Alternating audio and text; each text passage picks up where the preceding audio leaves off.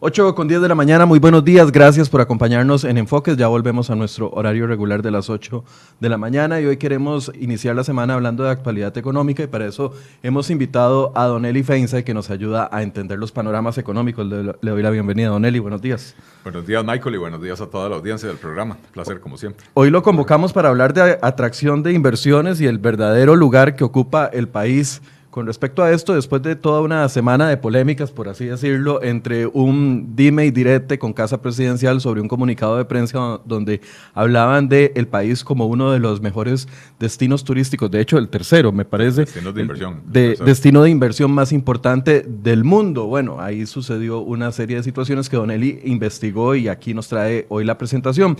Pero además queremos hablar de dos notas de actualidad económica que están sucediendo el día de hoy o que se han dado durante el fin de semana. La primera es que en este momento ya el presidente está firmando la ley que viene a regular las huelgas y definitivamente este es un tema que ha generado muchísimas reacciones. Don Eli, un primer acercamiento, ¿cómo analiza? Bueno, finalmente se da esta aprobación en segundo debate que muchos esperábamos que hubiese sido en diciembre y se extiende hasta el mes de enero y el presidente se firma el jueves y ya el presidente le pone la firma el día de hoy.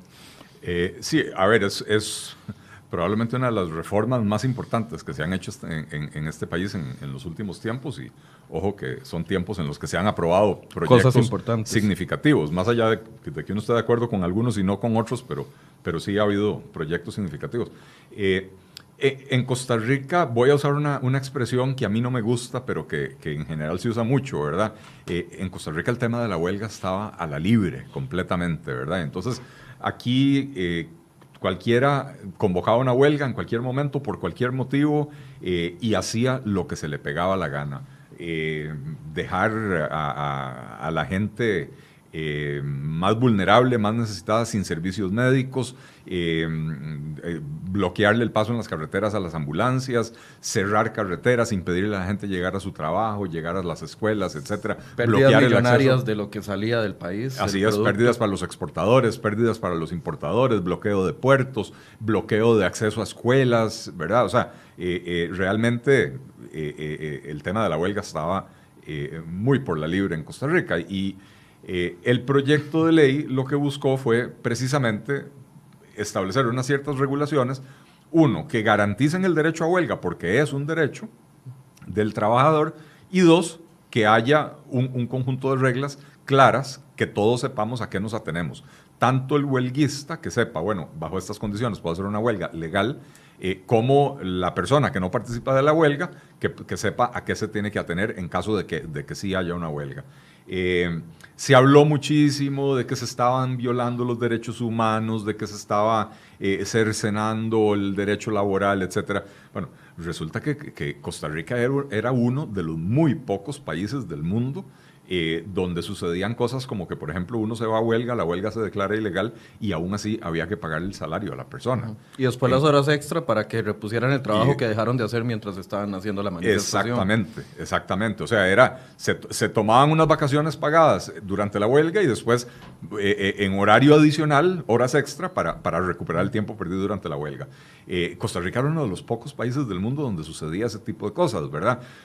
Países con una tradición, digamos, más socialdemócrata, más de izquierda, ¿verdad? Como los países nórdicos, los escandinavos, el mismo Uruguay, que ha tenido, no sé si 12 años o ya no me acuerdo cuántos años seguidos, gobiernos del Frente Amplio, son países donde la huelga ilegal no se paga, ¿verdad?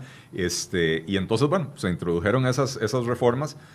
Hay que reconocerle el trabajo a la Asamblea Legislativa. Esto fue un proyecto propuesto desde la oposición en la Asamblea Legislativa. El proponente original fue don Carlos Ricardo Benavides. El proyecto fue enriquecido con aportes de muchos diputados. Yorleni León agrega el tema de los servicios esenciales. Yorleni y Pedro Muñoz el tema precisamente el del no pago. El de no pago del salario. Que además, esa fue una propuesta de Paola Gutiérrez, la abogada, que vos tenés invitada aquí cada cierto tiempo también. De hecho, estuvo el viernes y a la gente que nos está viendo, si quiere repasar los principales cambios que trae la nueva reforma o la reforma a la ley de huelgas, pueden ver el programa del viernes, ahí los pueden encontrar en Facebook y también en la página de nosotros, y ahí vienen 2 abogados laboralistas, tanto Paola como otro abogado de apellido Gutiérrez de la firma BDS, que explican todos los cambios de la huelga. Perdón por el comercial, don Eli. No, buenísimo.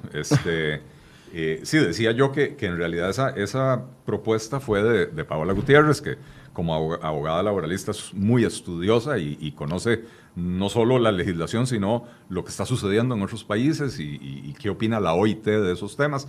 Y entonces ella fue la que hizo esta propuesta, Pedro Muñoz digamos que la tomó y la coge y lo presenta. Ahora, entonces, un proyecto presentado, ¿cómo se llama? Como decía, desde la oposición y aprobado en la Asamblea Legislativa, proyecto que le va a servir enormemente al gobierno, ¿verdad? Porque en el futuro las reformas que sea necesario aprobar va a ser un poquito más fácil, ¿verdad? Va a ser un poquito más fácil porque ya ahora el funcionario público va a tener que pensarlo 2 veces antes de ir a huelga, ¿verdad? Hay un motivo real para ir a huelga, si lo hay, cuáles son las reglas, cuáles son las condiciones que establece esta reforma y tener que cumplir con eso. Ya casi vamos a hablar del salario escolar, nada más le quiero hacer otra pregunta a don Eli con respecto a este tema de huelgas. Los sindicatos decían, con o sin ley, vamos a seguir, el panorama va a ser el mismo. Vamos a seguir protestando, vamos a seguir haciendo las huelgas que sean necesarias, independientemente de lo que incorpore la reforma al Código de Trabajo. ¿Efectivamente esto en la práctica puede ser así? Mire, yo, conociendo lamentablemente la dirigencia que tiene el movimiento sindical en Costa Rica, es muy probable que lo intenten, ¿verdad? Y lamentablemente también hay que decirlo, viendo las posturas comodidosas, ambiguas,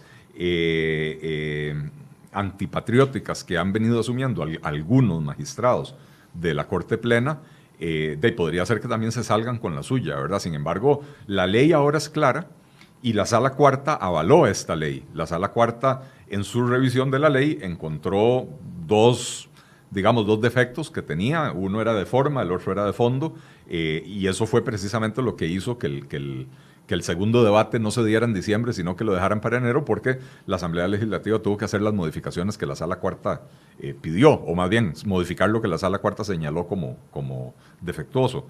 Pero al final de cuentas la Sala Cuarta avaló el no pago de los salarios cuando la huelga no es legal, avaló todas las demás limitaciones, el concepto de los servicios esenciales, etcétera, que además esto tiene jurisprudencia internacional, ¿verdad? Entonces, la ley es muy clara y ahora el funcionario público tiene que pensarlo 2 veces antes de que un cabeza caliente como Albino Vargas le quiera ir a revolcar las albóndigas y a convencerlo de salir a la calle, investigue por su propia cuenta a qué se expone y cuáles son los riesgos que está corriendo, porque podría terminar perdiendo el trabajo o perdiendo el salario, etcétera, por participar en un movimiento si es que es ilegal. Hay que ver cómo se materializa en lo práctico, entonces. Hay otro tema, don Eli, que queríamos abordar y es una nota que dimos a conocer durante el fin de semana, la dio a conocer también el exdiputado del Movimiento Libertario Otto Guevara, y le voy a pedir a mis compañeros que pongan la nota ahí en la transmisión para que ustedes la puedan ver. Presentan acción inconstitucional. Acción de inconstitucionalidad. Perdón, acción de inconstitucionalidad, gracias don Eli, contra el salario escolar. Dice Otto Guevara que es absolutamente desproporcional. Y la nota dice que el abogado y exdiputado Otto Guevara presentó esta semana una acción de inconstitucionalidad contra el salario escolar por considerar que no hay una base normativa ni legal que lo justifica y se ha convertido en otro plus salarial desproporcional que genera diferencias entre algunos trabajadores y otros.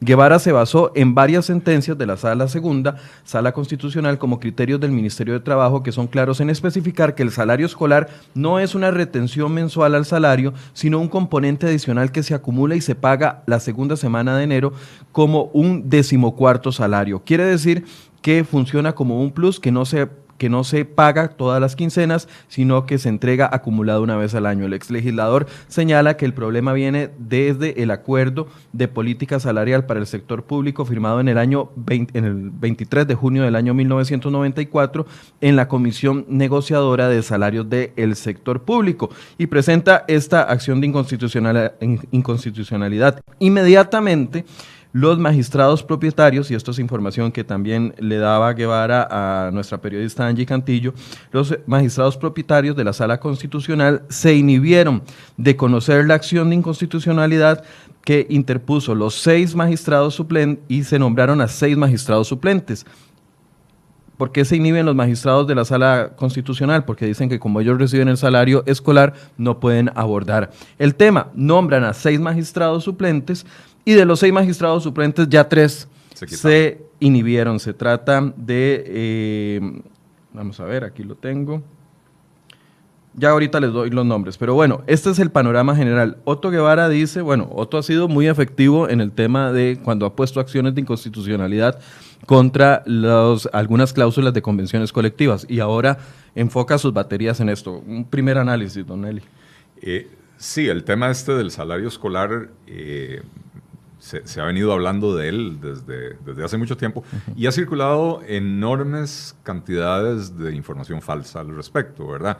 Y lo primero es que desde el sector público, desde el sector sindical, insisten que esto no es un plus, sino que dicen que es un rebajo que les hacen y que les entregan el dinero en enero, en la segunda quincena de enero. O sea, de hecho, eso es lo que está diciendo muchas de las personas que nos hacen el favor de vernos y están diciendo, no, eso es una retención que nos hacen mensualmente. Bueno, eso es falso. En primer lugar, si fuera una retención, usted lo tendría que ver en su colilla o en su reporte de pago de la planilla, usted tendría que poder ver esa retención. Entonces, eso es falso. Y así lo dice la Sala Segunda de la Corte Suprema de Justicia, ¿verdad? Dice, esto lo dijo en una sentencia del año 2012, o sea que esto ya está aclarado desde hace 8 años, ¿verdad? Dice, la Sala rectificó el criterio esbozado en esta materia y ha venido sosteniendo que en el sector público ese rubro no constituye una retención salarial que se paga en forma diferida en cada mes de enero, sino un componente salarial más. En tal sentido, en la sentencia número 833 de las 9:40 horas del 12 de octubre del 2011 se indicó: con base en lo anterior se desprende claramente que el salario escolar en el sector público fue promovido como un componente salarial calculado sobre el salario total que perciben las personas trabajadoras y cuyo pago se realiza en forma acumulada en el mes de enero del año siguiente.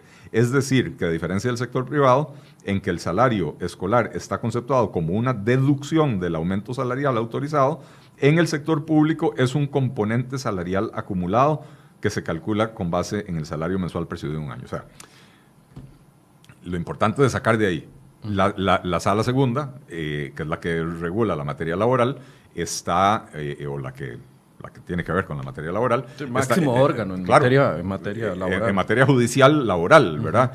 Está diciéndolo claramente, no es una retención salarial, es un componente adicional que se le paga a los funcionarios.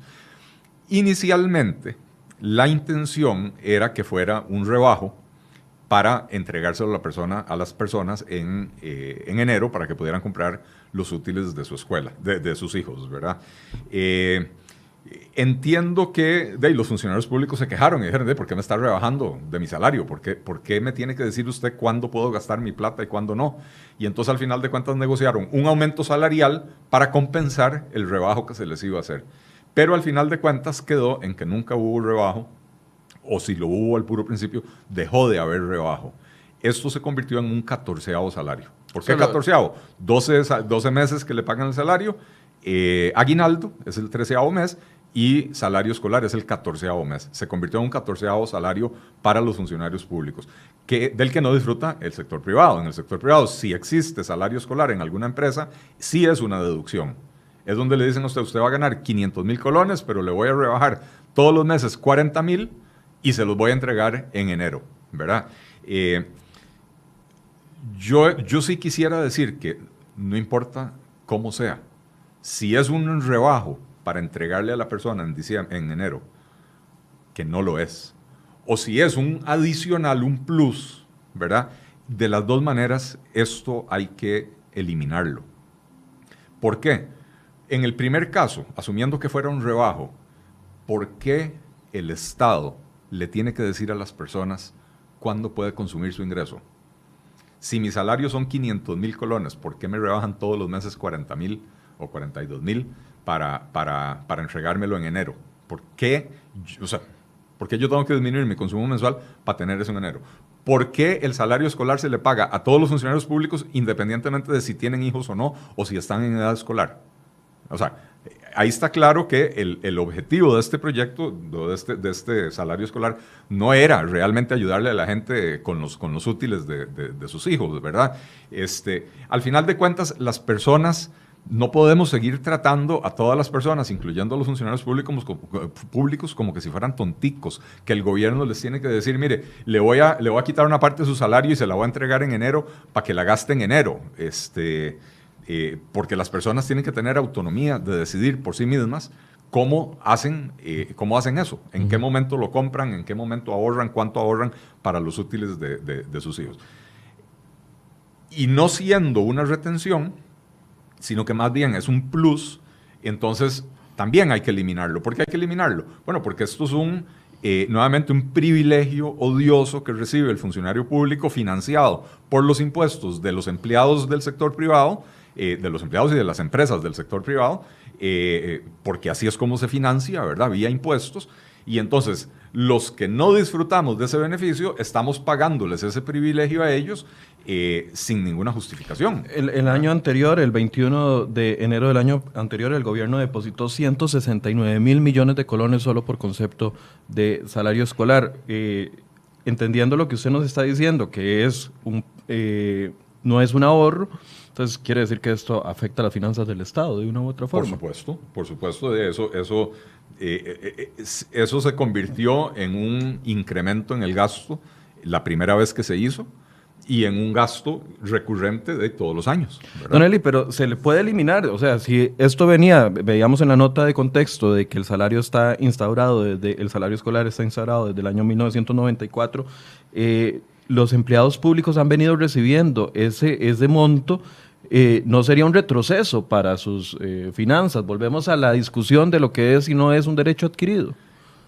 Bueno, esa es una discusión más la que tuvimos la semana pasada. Correcto, pero es una discusión más para abogados. Sin embargo, yo quisiera pensar que lo que fue mal habido no puede convertirse en derecho adquirido. Si la intención era que fuera una retención y la retención se convirtió en un aumento salarial, entonces en algún momento se violentó el objetivo inicial del proyecto del salario escolar.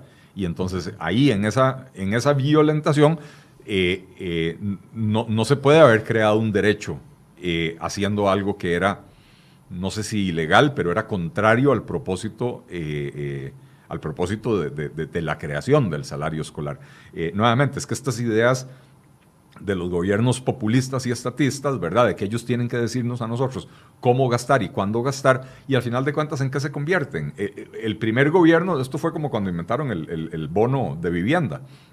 El bono de vivienda al principio exigía que las familias aportaran una parte del costo de la vivienda, ¿verdad? Para darles un sentido de propiedad, de decir, bueno, me costó la casa, no me la regalaron toda, tuvo un costo para mí, la voy a cuidar. Después vino otro gobierno más populista que el anterior y dijo, no, hagamos el bono completamente gratuito, regalémosle la casa entera a la gente. Y por eso vemos, lamentablemente, que enorme cantidad de proyectos de vivienda en el país, de proyectos de interés social, entregan las casas y a los 6 meses están destrozadas, desarmadas, abandonadas, en buena medida porque de ahí lo que no cuesta se hace fiesta, ¿verdad? Y entonces de ahí sí, empiezan con el salario escolar como una deducción y eventualmente alguien va a huelga y un gobierno débil agarra y dice, olvidémonos de la deducción, paguémoslo como un adicional, que es lo que terminó sucediendo en el país. Esas cosas, a mi juicio, de economista, no de abogado, no de juez, pero no lo soy, esas cosas no deberían considerarse derecho adquirido, ¿verdad? Pero el hecho de que no esté incluido dentro de una ley y que haya sido un decreto ejecutivo, ¿le da mayor o menor solidez? Y nuevamente son preguntas para abogado, pero ciertamente al ser un decreto y no una ley, es una cosa que es todavía más jalada de los pelos, ¿verdad? Porque la Asamblea Legislativa, si la Asamblea Legislativa lo hubiera creado, entonces ya no estamos hablando de una ilegalidad, ya estamos hablando de algo con lo que uno puede estar de acuerdo o en desacuerdo, pero es ley de la República, ¿verdad? Pero el decreto es una ampliación que se autoadjudicó el gobierno de las potestades que le da la ley, ¿verdad? Y entonces podría ser cuestionable si cuando un gobierno decidió crear una categoría de salario que no existe en la ley, si no se excedió en sus potestades, creando algo que es ilegal al final de cuentas. En la sala constitucional el asunto, bueno, ya vimos las primeras reacciones, los 6 magistrados propietarios se inhiben. Es que es un tema complicado porque todo el funcionario público del Poder Judicial recibe el salario escolar. Sí. Y ya 3 de los suplentes se inhibieron también. Sí, y esto esto probablemente significa que esta acción de inconstitucionalidad va a tener un tránsito prolongado en la sala cuarta. Recientemente, ahora estoy tratando de acordarme cuál fue. Una acción de inconstitucionalidad que presentaron unos jueces contra el aumento salarial de la clase gerencial del Poder Judicial, que se inhibió toda la sala cuarta, se inhibieron los magistrados suplentes, vuelve a los titulares y se tomaron más de un año y medio en resolverlo, ¿verdad? Entonces, muy probablemente aquí va a suceder una cosa así por el estilo, donde se van a empezar a tirar la pelota unos a otros hasta que finalmente no les quede más que resolverlo en algún momento, pero probablemente no, lamentablemente no se va a resolver, creo, pronto. Bueno, es un tema que definitivamente va a generar mucha discusión. Vamos a preparar un programa especial con abogados sobre este tema porque nos parece que es importante de que se tenga un panorama bastante claro sobre lo que es el salario escolar y lo que puede surgir en el futuro. Don Eli, otro de los temas, estamos haciendo repaso por actualidad económica y definitivamente otro de los temas que generó mucha conversación la semana pasada fue la noticia de Casa Presidencial de que éramos el tercer destino más atractivo para inversiones en el mundo. Sí, tremenda polémica.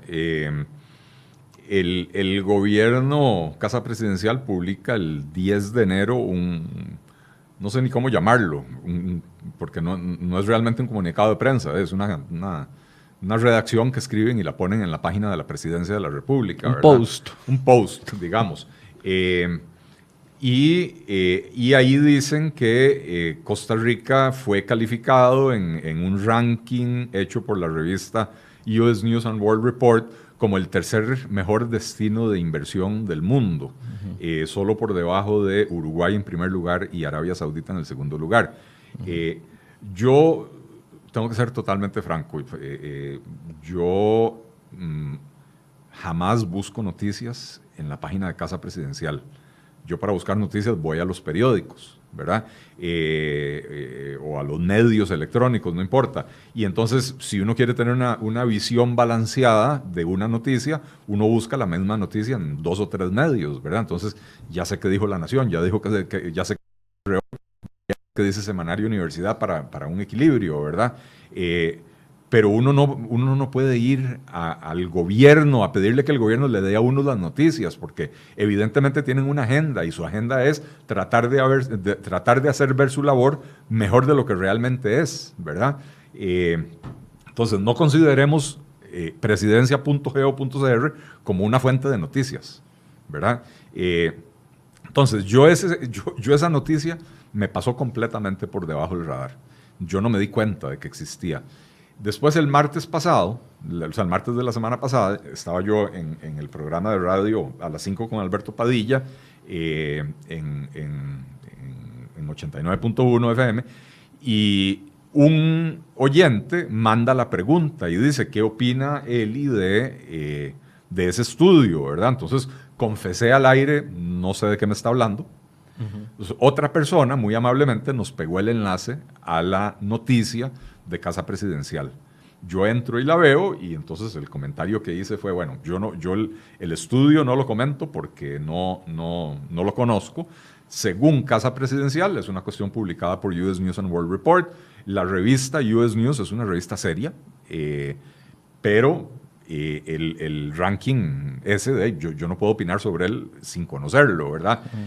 Y sí dije al aire, bueno, Costa Rica ofrece cosas muy interesantes para el inversionista, sobre todo el inversionista extranjero, exoneraciones fiscales, o sea, exoneración de impuestos, trámites simplificados para zonas francas, una mano de obra bastante calificada, y a pesar de que el país se ha vuelto caro, esa mano de obra tiene un costo razonable para los trabajos sofisticados que están haciendo hoy empresas como Baxter o St. Jude o Intel o Boston Scientific en las zonas francas, ¿verdad?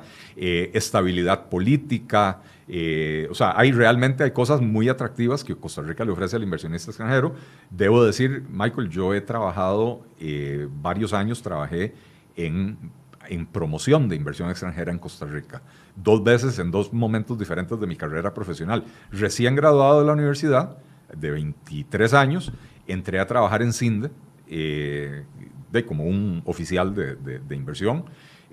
Ahí estuve un par de años y después, 12 o 14 años después, me llaman de CINDE y me dicen, estamos buscando a alguien que dirija nuestra oficina en Nueva York, y pensamos en usted. Y entonces nos sentamos a conversar, acepté el trabajo, me fui para Nueva York a dirigir la oficina de CINDE para promover, para atraer inversión hacia Costa Rica. Entonces, es un tema que conozco bien, no solo por la teoría y la lectura, sino en la práctica. Yo me he sentado con centenares de inversionistas extranjeros a conversar, a tratar de convencerlos de que inviertan en Costa Rica, y entonces tengo una buena noción de cuáles son las cosas en las que se fijan. Por eso le salta la campanilla donde escucha Costa Rica como tercer país, en este contexto donde hay economías que están volando literalmente. Así es. O sea, y esa era la otra parte de mi comentario. Sí, Costa Rica ofrece cosas muy atractivas, pero no estamos para tercer lugar en el mundo, ¿verdad? De hecho, ni Uruguay ni Arabia Saudita están para primero y segundo lugar en el mundo, ¿verdad? Entonces, eso me hace cuestionar la seriedad de ese índice que usó Casa Presidencial. Esto fue el martes, y entonces martes al final de la tarde, ¿verdad? Entonces yo el miércoles en la mañana me pongo a investigar de qué se trata ese ranking, entro a la página web de US News and World Report, y me doy cuenta de que lo que ahí está puesto, Costa Rica no aparece. O sea, hay un ranking de mejores destinos del mundo para invertir, el top 25, y Costa Rica no está en ese top 25, ¿verdad? Después resultó que precisamente ese día, el 15 de enero, la revista cambió el ranking, que lo que Casa Presidencial había compartido había sido el ranking del 2019. O sea que en el 2019 sí éramos el tercero más atractivo. Lo que pasa es que en el 2019 ese ranking solo evaluó a 29 países. Ah, ok. Y entonces de esos 29 que el ranking evaluó, Costa Rica había salido en tercer lugar. Pero si usted agarra un estudio como por ejemplo, el índice de competitividad del Foro Económico Mundial, que es uno de los más serios que hay, me parece que 190 países son los que ellos evalúan, y Costa Rica salió en el puesto 62, ¿verdad? Entonces, cuando usted solo tiene 29 y hay que ver cómo escogió esos 29 países, puede ser que Costa Rica haya aparecido en el número 3. Ahora, del 2019 al 2020, resulta que en el 2020 ya Costa Rica no aparece, Arabia Saudita no aparece, Uruguay tampoco aparece. O sea, el top 3 del 2019 desaparecen del ranking en el 2020. Y además, en el ranking aparece Croacia en primer lugar, cuando en el año anterior había estado en el puesto 27 de 29, ¿verdad? Y Croacia no es un país que haya tenido una mega transformación en el último año, como para que uno diga, se justifica, ¿verdad? Fue muy visible en el Mundial, nada más. Bueno, podría ser que por haber llegado a la final del Mundial se merezca un puesto más alto como destino de inversión, ¿verdad? Ciertamente, el hecho de que haya tenido un tan buen desempeño en el Mundial lo puso en el mapa también como destino turístico, ¿verdad? Porque la gente de pronto descubrió, hay un país ahí con unas bellezas, claro. Pero como destino turístico. Eso no es lo mismo que ir a meter la plata en el país. Y ¿cómo se llama? Y entonces Croacia pega un brinco de 27 a 29, perdón, de 27 a número 1, y los que aparecen en segundo y tercer lugar, que si mal no recuerdo eran Tailandia y el Reino Unido, no habían estado en el ranking del año anterior. Entonces, esto a uno ya aquí hablo como economista que estudia estas cosas, que las analiza constantemente, y a uno le dice, no, este no es un ranking serio, o es un ranking que no está bien calibrado. No quiere decir que no pueda llegar en el futuro a ser un buen ranking, pero en esta etapa de su desarrollo, donde solo tenían 29 países el año pasado, aparentemente este año ya incluyeron como 80, aunque no queda claro en la publicación cuántos países hay realmente, pero entonces no es una cuestión que uno pueda tomarse muy en serio. Y entonces lo que uno tiene que cuestionarle al gobierno es por qué están usando este tipo de fuentes tan cuestionables para generar noticias disque positivas, ¿verdad? Un poco tratando de vendernos lo que decía yo al principio, vendernos una idea de un desempeño país y de un desempeño del gobierno que no es real, que no tiene un asidero en la realidad. Eso número uno. Y número dos, ¿por qué agarran en enero del 2020 una noticia que llevaba un año colgada en el sitio web de US News and World Report? Porque esto es un ranking anual. Todos los meses de enero ellos actualizan. Y entonces ellos agarraron en enero del 2020 el ranking que había sido subido en enero del 2019. Por eso fue que 5 días después ese ranking ya había desaparecido, porque vienen y publican el más nuevo, el del 2020. Ahora, Casa Presidencial distribuyendo información, o sea, podríamos considerar, no sé si fue un error, no, porque tampoco esa explicación ha venido tan clara, ¿verdad? Si fue un error involuntario, si fue que al que le pusieron a hacer el post se le ocurrió decir que Costa Rica era el tercer mejor destino turístico de inversiones en el mundo, y en Casa Presidencial a nadie le levantó la alerta eso, o que quería meter gato por liebre. Es que solo son dos posibilidades. Bueno, yo creo que eso, Michael, nos permite ahondar en un terreno en el que vos tenés más experiencia que yo, y es el papel de comunicación en Casa Presidencial. Creo que este gobierno tiene una noción completamente equivocada de cómo tiene que ser la comunicación.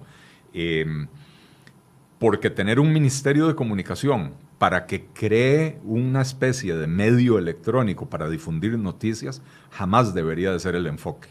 Porque terminan en esto, en la necesidad de difundir noticias positivas, se agarran de cualquier primario para generar la ola, ¿verdad? Y después se pegan la electrocutada, como sucedió en este caso. La labor de comunicación de Casa Presidencial tiene más que ver con la coordinación de la acción gubernamental y poder decirle al gobierno, no, mire, vamos a hacer X, vamos a empezar el puente elevado de Taras, ¿ok? Y comunicarle a la gente. Ya se coordinó con el AIA para que vayan y muevan las tuberías porque la construcción empieza dentro de 9 meses. Ya se coordinó con el Ministerio de Salud para X. Ya se coordinó con todas las entidades. Y a los ciudadanos se les avisa que se va a hacer esta obra. Uno, porque es una buena noticia, se va a hacer la obra. Dos, porque se van a provocar presas, y entonces usted tiene que empezar a planificar qué va a hacer. Si usted pasa por esa zona a menudo, tiene que empezar a planificar qué va a hacer cuando empiece esa construcción, porque se va a atrasar, ¿verdad? Entonces la comunicación de Casa Presidencial no es generar noticias como que si fuera un medio de comunicación, es comunicar lo que se está haciendo y comunicarle a la ciudadanía información útil para que puedan utilizar en su día a día. Insisto, no es andar tratando de generar un ambiente de noticias positivas con muy poquito asidero. No sé, Michael, si recordás hace que habrá sido el año pasado, que empezaron a aparecer unas vallas de carretera por todo el país y decían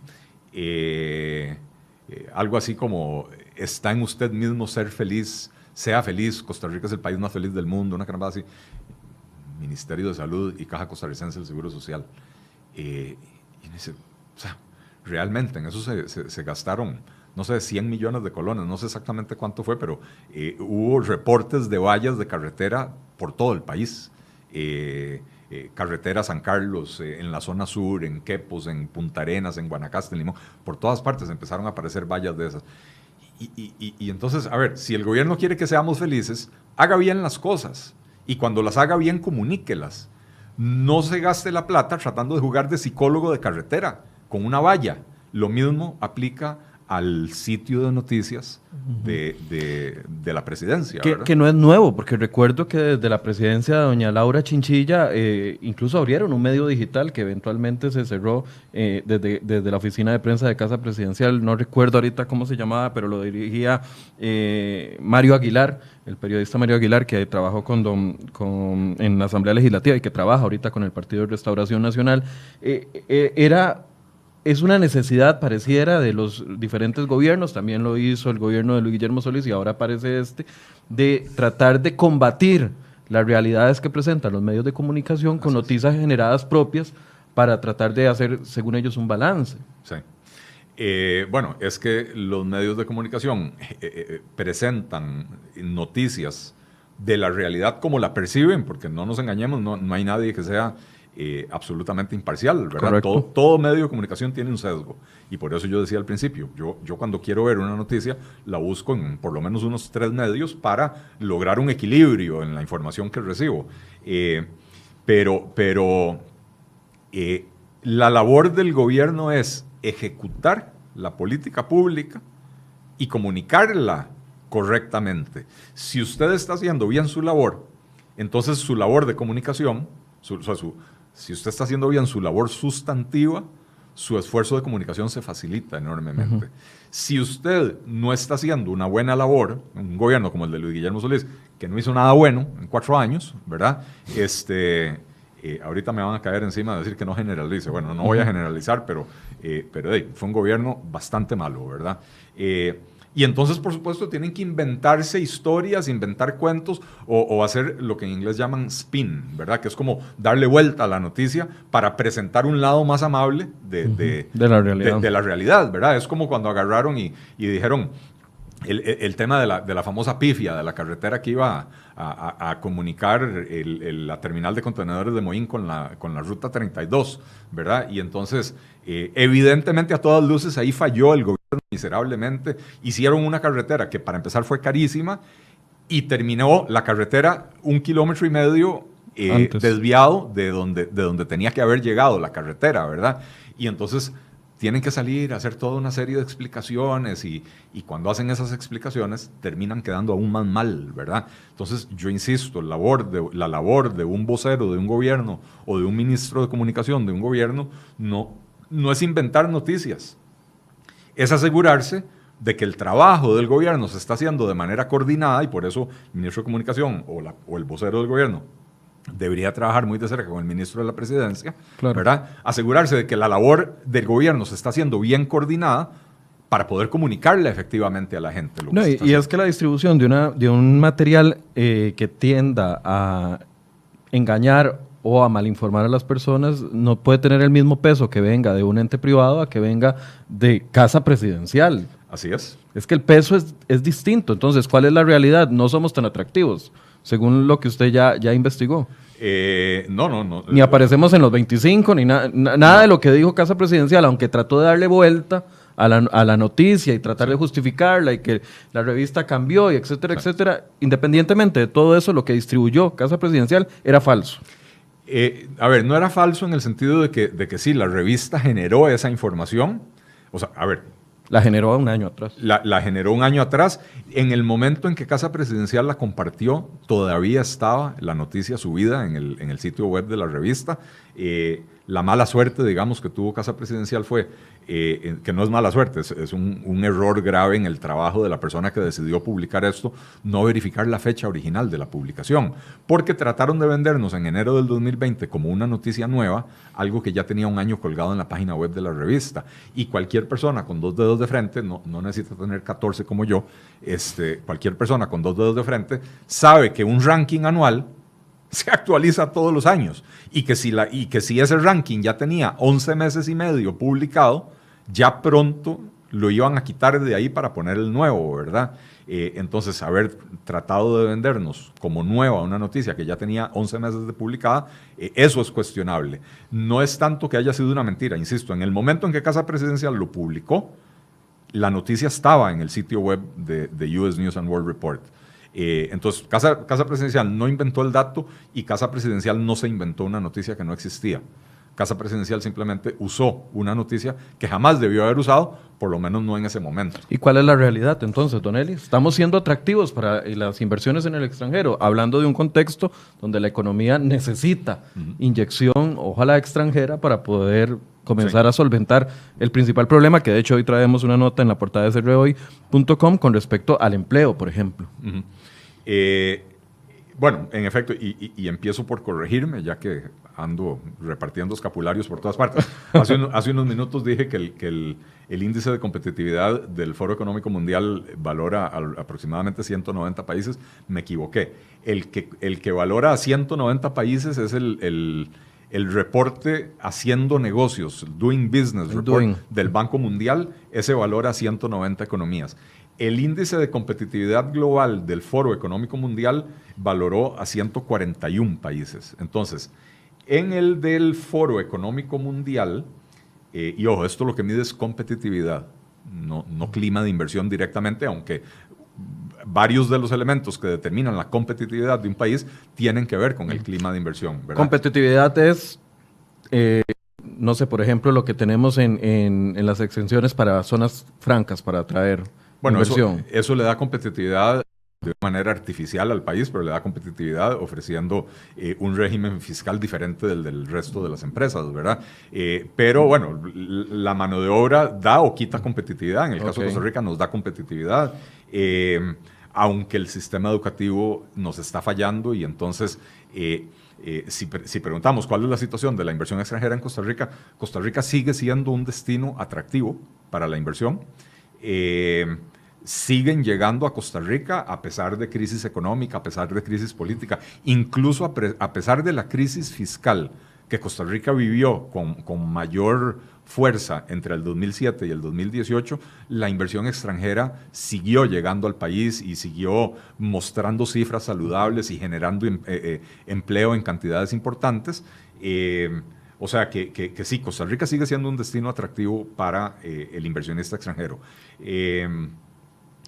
Pero también tenemos elementos que nos están haciendo perder competitividad. El precio de la electricidad. El precio de la electricidad, que no es que en Costa Rica es alto, es que hace 15 años, cuando yo trabajaba en Nueva York en promoción de inversiones, uno de los factores que nosotros, de los que nos vanagloriábamos, que le decíamos al inversionista, mire, es que en Costa Rica usted no solo va a encontrar mano de obra espectacular y playas y todo lo demás, es que usted va a ir a producir con la electricidad a la mitad del costo de la de aquí de Estados Unidos, ¿verdad? Okay.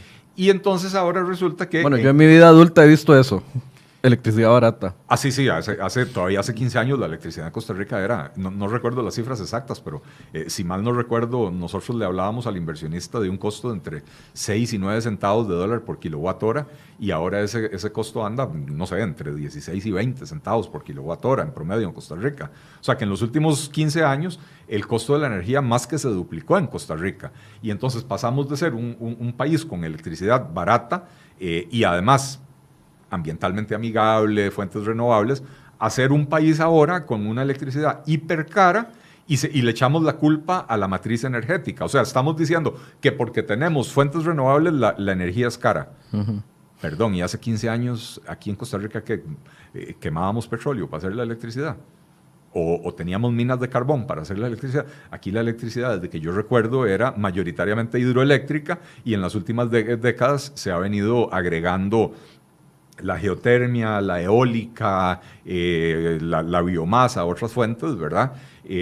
Pero, ¿cómo se llama? Costa Rica siempre mayoritariamente ha producido la electricidad con fuentes renovables. Las plantas de combustible, o sea, las plantas de generación de electricidad que queman combustible, siempre se han usado en Costa Rica como respaldo, ¿verdad? O en verano, cuando hay mucha verano, sequía. cuando hay poca agua y sube la demanda porque los edificios ponen aires acondicionados, qué sé yo.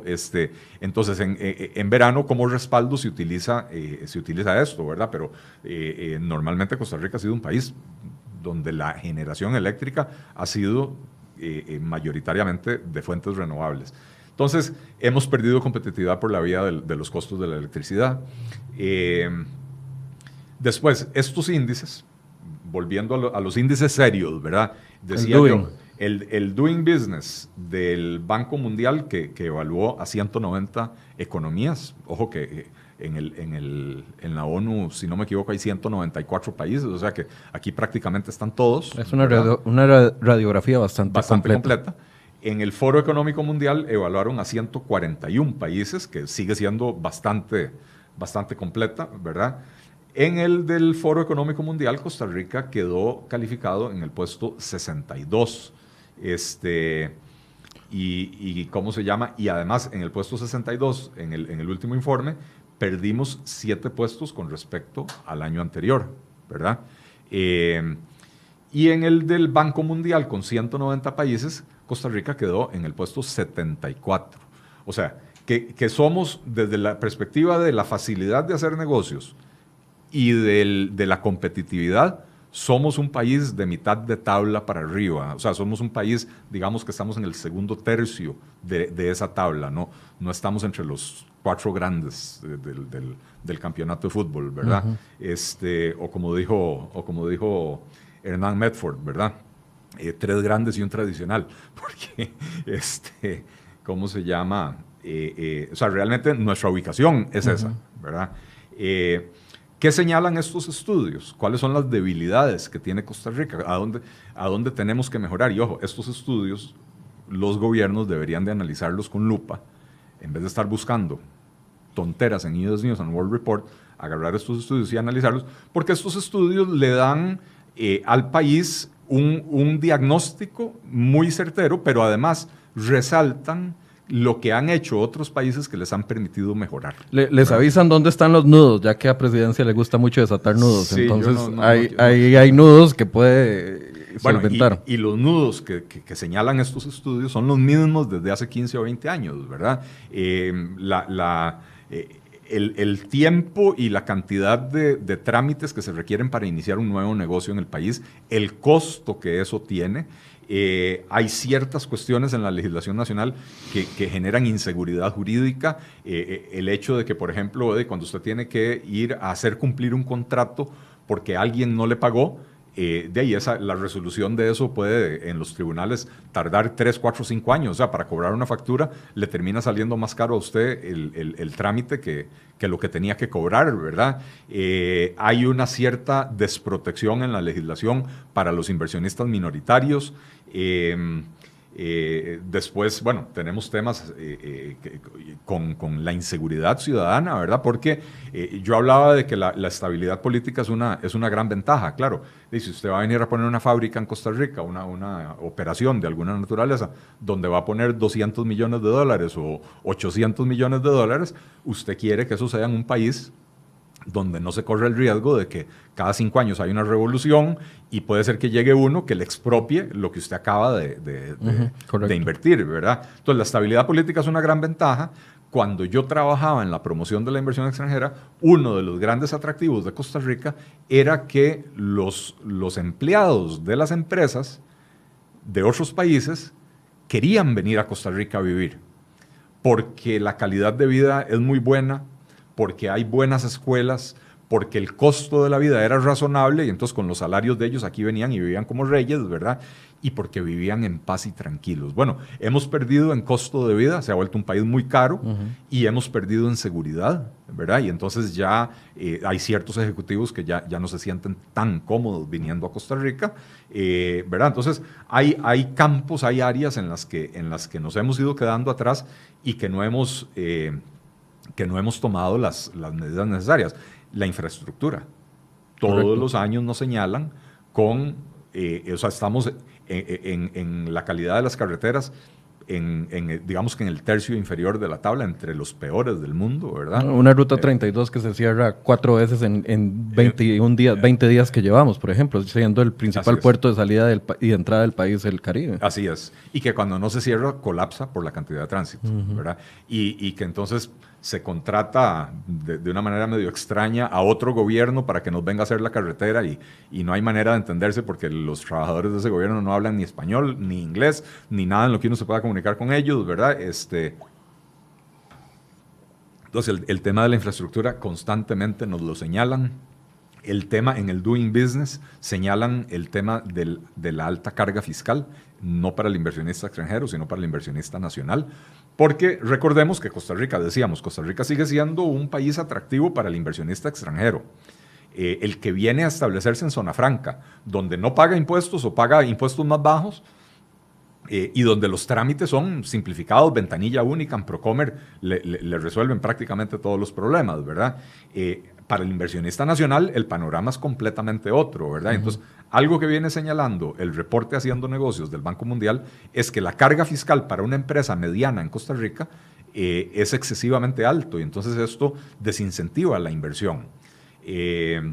Hablan de que una empresa mediana debe destinar un 58,3% de sus utilidades para pagar impuestos y cargas sociales. Para estos estudios, las cargas sociales son un impuesto. Uh-huh. En la mayoría de los países, la seguridad social se financia por la vía de los impuestos y en realidad las cargas sociales que nos cobran en este país no tienen el nombre de impuesto, pero son un impuesto, claro. ¿Verdad? Entonces, 58,3% de las utilidades, ¿verdad?, se va en impuestos y tasas y seguridad social. Y eso es muy elevado. Incluso países tradicionalmente, o sea, con tradiciones de gobiernos grandes e intervencionistas, qué sé yo, insisto, como los países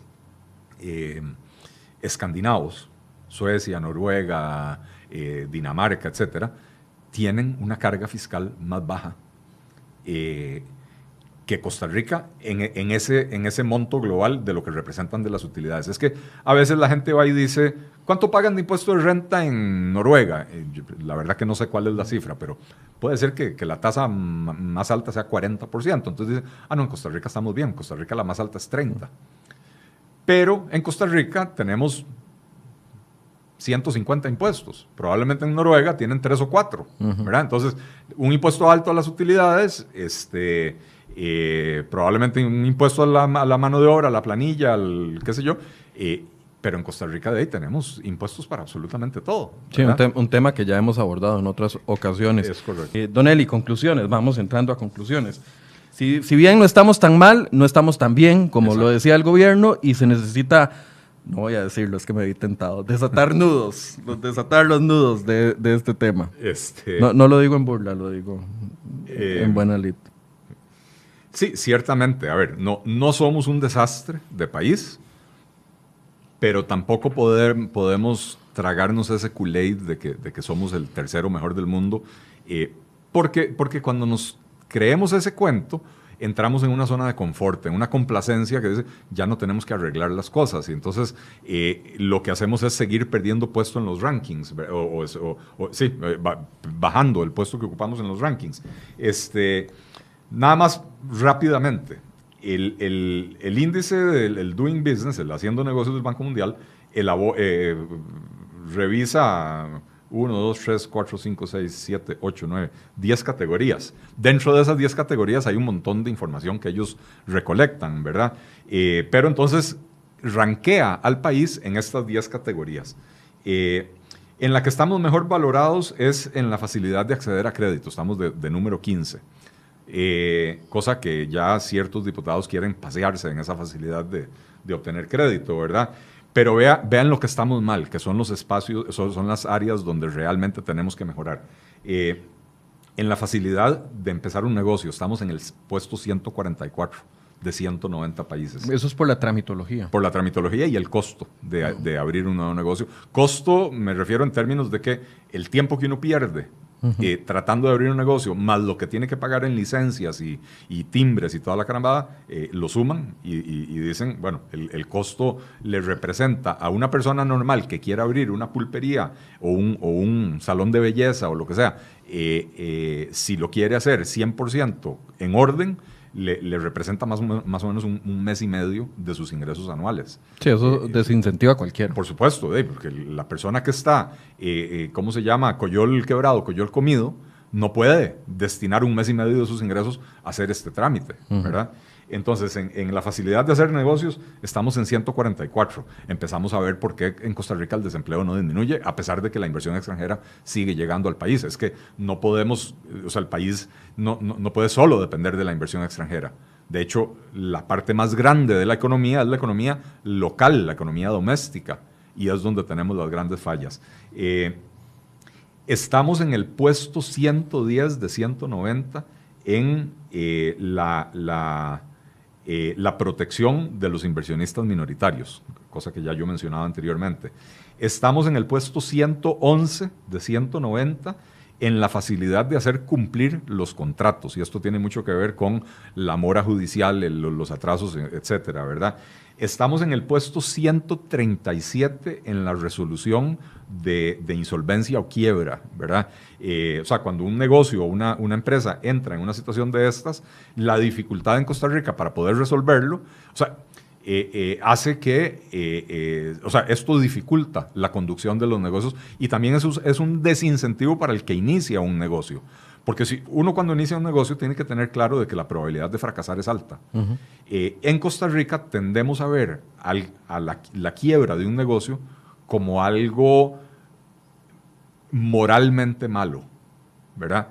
Y no necesariamente es así. La mayoría de los negocios fracasan porque no supieron diferenciar su producto, porque el costo era muy elevado, no por estafas, ¿verdad? Uh-huh. Los grandes casos que uno termina viendo en la prensa, que probablemente tienen que ver con estafas o aparentes estafas, son la minoría, uh-huh. ¿verdad? Pero en otros países, más bien, digamos, los países que promueven mucho la innovación, hablan de los innovadores en serie, que son las personas que empiezan un negocio, no les va bien, empiezan otro negocio, no les va bien, otra idea más, otro negocio más, y al cuarto, al quinto la pegan, ¿verdad? Pero pueden hacerlo porque cada vez que su idea fracasó, no los condenaron, no los castigaron, la sociedad no los vio como losers, como perdedores o como estafadores, sino que los ven como héroes que están tratando de resolverse su problema. Eso en Costa Rica es muy difícil. Y otras dos áreas, bueno, otras tres áreas que habría que mencionar, donde estamos calificados de más o menos de mitad de tabla. Permisos de construcción. Estamos, a pesar de todo lo que se ha hecho y los cambios en Setena y la moratoria, trámites, etcétera, bueno, en Setena no ha sucedido nada excepto el cacareo del gobierno, pero realmente no ha habido ningún cambio sustantivo. El Colegio de Ingenieros y Arquitectos hace unos años adoptó una plataforma electrónica, entonces si usted tiene la suerte de que su municipalidad se haya conectado, los trámites se han agilizado bastante, pero todavía existe una cantidad importante de municipalidades que se rehúsan o no tienen la capacidad de hacerlo. Después, pagar impuestos, estamos en el puesto 66. ¿Qué quiere decir esto? Bueno, que esto es una valoración de, uno, la carga tributaria que es elevada, y dos, la facilidad para pagar los impuestos. Se supone un gobierno debería de buscar que el pago de impuestos sea lo más fácil posible, uh-huh. para quitarle la menor cantidad de tiempo a uno para que uno pueda dedicarlo a su actividad productiva. Aquí en Costa Rica, cada semana se están inventando un nuevo registro de accionistas, registro de sociedades inactivas, cada semana se están inventando un trámite nuevo, uh-huh. Cada vez las personas con actividad productiva y las empresas tenemos que estar destinando más de nuestro tiempo a cumplir reglamentos y no a vender servicios, uh-huh. o productos, ¿verdad? Por ejemplo, a mí me pasó con el pago del impuesto a las sociedades anónimas, que solo se puede hacer si usted está inscrito, o sea, solo se puede hacer de manera electrónica si usted tiene cuenta en el Banco de Costa Rica o en el Banco Nacional, y yo no tengo cuenta ahí. Entonces tuve que buscar a alguien, porque ni siquiera podía consultar el monto, tuve que buscar a alguien que tuviera en cuenta ahí, pagarle a él para que me hiciera el pago a mí. Bueno, o sea, es un ridículo. Eso es decir, esos sinsentidos descomunales que tiene la... Tras de que uno ya está sin ganas de pagar el impuesto y le toca porque le toca y... Sí, es que el impuesto debería poder pagarse en cualquier banco como los demás impuestos. Correcto. ¿Verdad? Y no tener uno que, porque no tiene, yo tampoco tengo cuenta en el Banco de Costa Rica, ni en el Nacional, tener uno que quiera hacer fila. Bueno, si tiene que pagarle impuesto a las sociedades, tiene que trasladarle la plata a alguien para hacerlo. Sí. Y el otro campo en el que estamos ahí, en el puesto 80, es trading across borders, o sea, el comercio más allá de las fronteras. Estamos en el puesto 80, o sea, estamos prácticamente en la mitad de la tabla, un poquito arriba de la mitad de la tabla. ¿Qué quiere decir esto? Que nuestras fronteras son complicadas, ineficientes, insuficientes. Cuando los trailers llegan de Nicaragua para acá o de Panamá para acá, cuando el producto llega por mar, cuando el producto llega por aire, los atrasos que se sufren en aduanas, que incrementan los costos, al final de cuentas, todo eso, y además las elevadas cargas arancelarias para algunos productos importados, ¿verdad? Entonces, todo eso se valora ahí. Entonces, son las áreas en las que estamos más peor, ¿verdad? Perdón por la expresión. Y en las que estamos bien, básicamente, acceso a crédito, la facilidad de conseguir electricidad, que estamos en el puesto 25 del mundo. Aunque sea cara, pero la consigue. Exactamente, cara, pero por lo menos hay, ¿verdad? Y registro de propiedad, estamos en el puesto 49 del mundo, ¿verdad? Entonces, ahí está claramente, el diagnóstico está muy claro.